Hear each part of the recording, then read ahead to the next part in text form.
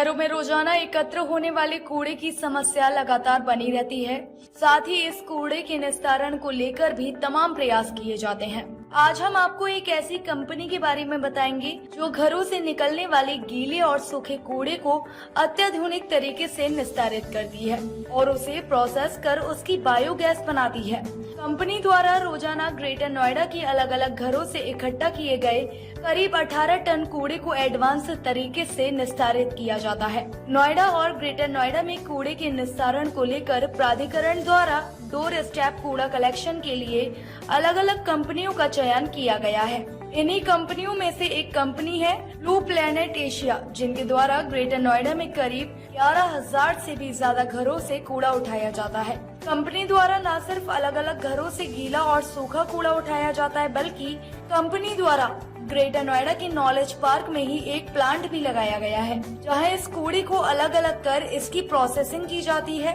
और इसके बाद इस कूड़े से बायोगैस और अन्य प्रकार के ईंधन बनाए जाते हैं। ब्लू प्लेनेट एशिया के संस्थापक प्रशांत सिंह ने बताया कि यह रिसाइकल यूनिट अपने आप में अलग है। यहाँ पर पहले कूड़े को अलग अलग इलाकों से लाकर इकट्ठा किया जाता है और उसके बाद उन गुना को अलग अलग किया जाता है ताकि सूखा कूड़ा और गीला कूड़ा अलग हो सके। इसके बाद घर से निकलने वाले गीले कूड़े को अलग अलग तरीके से प्रक्रिया कर उसे पानी निकाला जाता है, जिसका इस्तेमाल प्लांट में होता है, और बायोगैस भी बनाई जाती है, जिसका इस्तेमाल कूड़ा गाड़ियों को चलाने के लिए किया जाता है। साथ ही सूखे कूड़े, जिसमें प्लास्टिक आदि तमाम सामान मौजूद रहता है, उसकी अलग तरीके से प्रोसेस कर अन्य ईंधन बनाए जाते हैं, जिससे प्लांट की अन्य मशीनें चलाई जाती हैं।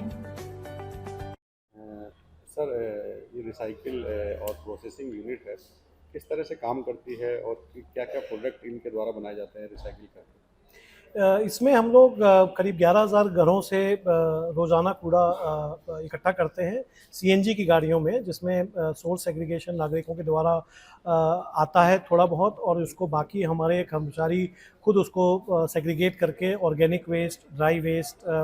लो वैल्यू प्लास्टिक वेस्ट, उनको अलग करके अलग अलग तकनीक यूज़ करके उसको फर्दर प्रोसेस और अपसाइकिल किया जाता है, जिससे कि ऑर्गेनिक वेस्ट से हम लोग बायोगैस बनाते हैं, जिसको उन्हीं गाड़ियों में इस्तेमाल किया जाता है जो अगले दिन कूड़ा कलेक्ट करने जाती हैं, जिससे एक सर्कुलर इकोनॉमी का एक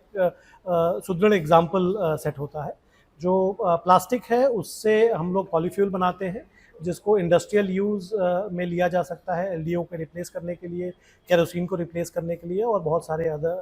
और इस्तेमाल में लिया जा सकता है इसको। और जो बायोगैस के प्रोसेस से जो लिक्विड फर्टिलाइज़र निकलता है उसको डी वाटर करके एक सुदृढ़ क्वालिटी का एक फर्टिलाइज़र भी लिया जा सकता है, जिसका सदुपयोग हमारे किसान भाईजन और बाकी अलग गार्डनिंग वगैरह में यूटिलाइज किया जा सकता है इसको। सर, बात करें तो जिस तरह से पहले मेट्रो सिटी थी, अब लेकिन 2 टायर 3 टायर में भी कूड़े की समस्या काफ़ी है। इस तरह के प्लांट लगाए जा रहे हैं तो उनसे कितना फ़ायदा होगा लोगों को, पर्यावरण को कितना फ़ायदा होगा? नहीं, ये बहुत ही महत्वपूर्ण प्रॉब्लम है जिसको सॉल्व करना पड़ेगा हम लोग को, बिकॉज आज का जो वेस्ट जनरेशन है इंडिया में 60 मिलियन टन, वो अगले करीब 25 सालों में करीब 450 मिलियन टन होने वाला है। तो इसकी प्रॉब्लम को अगर हम आज सॉल्व नहीं करेंगे और काफ़ी तो वो बढ़ती जाएगी एक्सपोनेंशियली। और दूसरा, जो आज सरकार की जो पहल SBM2 आई है, जिसमें हम लोग काफ़ी फोकस लैंडफिल को रेमिडिएट करना और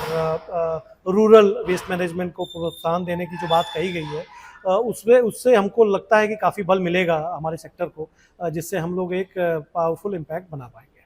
ताज़ा खबरों से जुड़े रहने के लिए हमारे चैनल को सब्सक्राइब करें और बेल आइकन को दबाना ना भूलें, ताकि हर खबर की नोटिफिकेशन आपको मिलती रहे।